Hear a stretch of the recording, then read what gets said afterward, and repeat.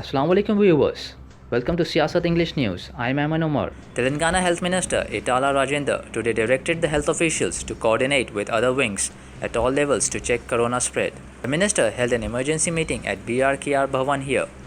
He asked to give vaccines to people as the corona cases are on the rise and should not be increased further. The health minister asked officials to ensure more beds, medicines, facilities in all district hospitals. As COVID-19 cases are rising in the state, the government has alerted health department officials.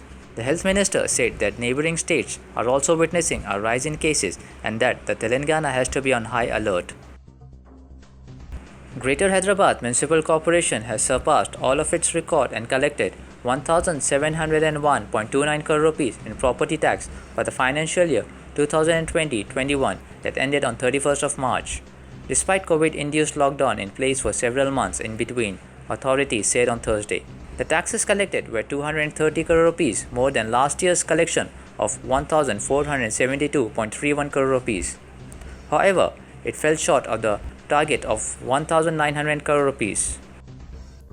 Every sector suffered economic crisis due to corona pandemic. However, there are few sectors which performed well beyond the expectations of the government. Real estate is one such sector. The property transactions have witnessed a great increase.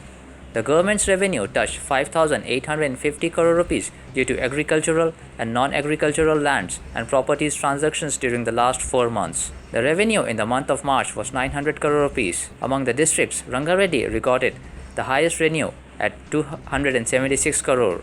Due to the Dharani portal, the non-agricultural land registration was stopped from September to December 14. The agricultural land registration started from 20th of October through Dharani portal.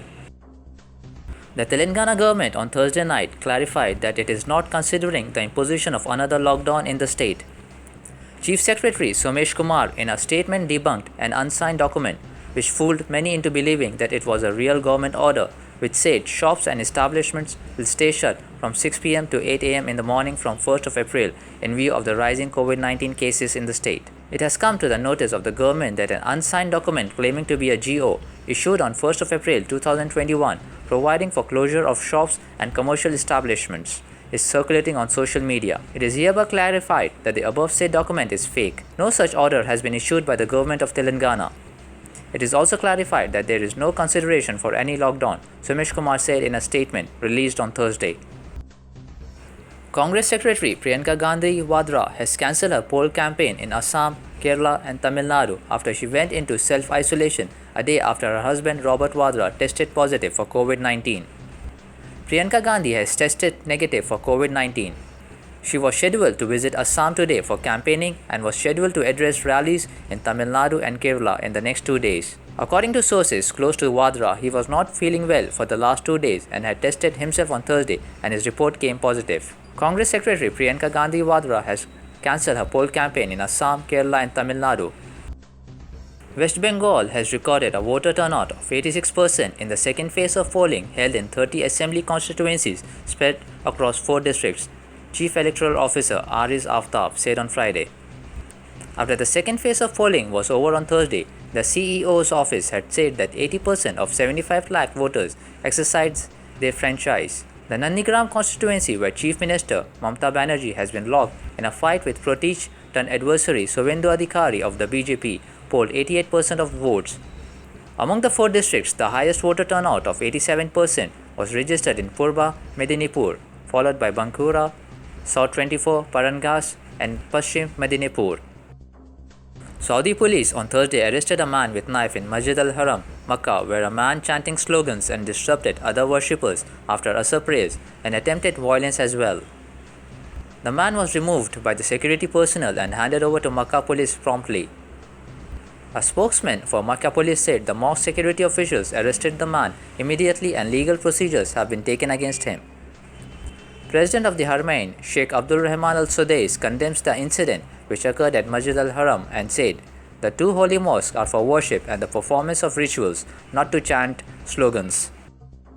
In the United Arab Emirates, salaries have been restored for selected employees to the level of pre-pandemic in the large corporates following cuts made in the wake of COVID-19. However, employees in small and medium enterprises are not so fortunate due to the severe impact on the sector.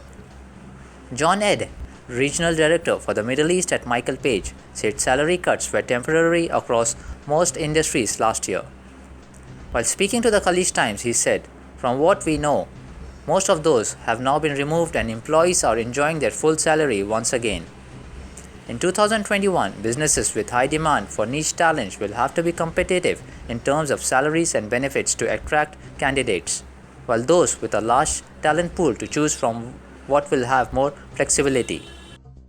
A Taiwan Express train with almost 500 aboard derailed in a tunnel on Friday, killing at least 48 passengers and injuring 66 in the island's worst rail disaster in almost 4 decades.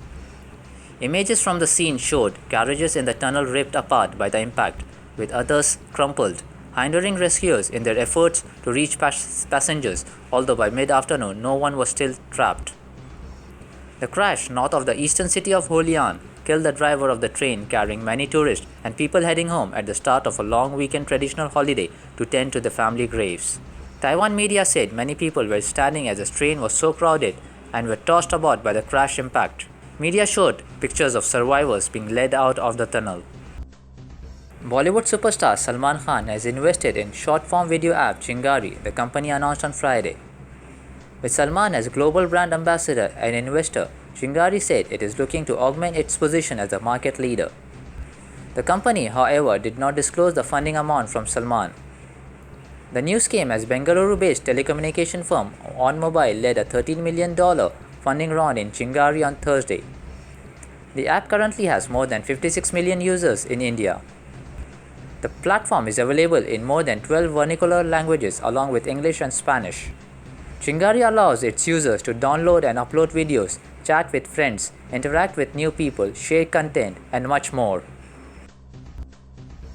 It was exactly 10 years ago, on 2nd of April 2011, that India lifted the prestigious ICC World Cup. It was for the second time in history that India stood on the pinnacle of world cricket. The joy that erupted across the nation and the blaze of colors and crackers with which Indians celebrated the victory had to be seen to be believed. Outside the Wankhede Stadium in Mumbai, which was the venue for the final, the scene was chaotic when the match ended. Cars jammed the street and the cacophony of blaring horns, bursting of crackers and thumping of drums made it clear to all the eyewitnesses that a historic win had been achieved by the men in blue, as the Indian team is called. That's it for today. Thank you, viewers.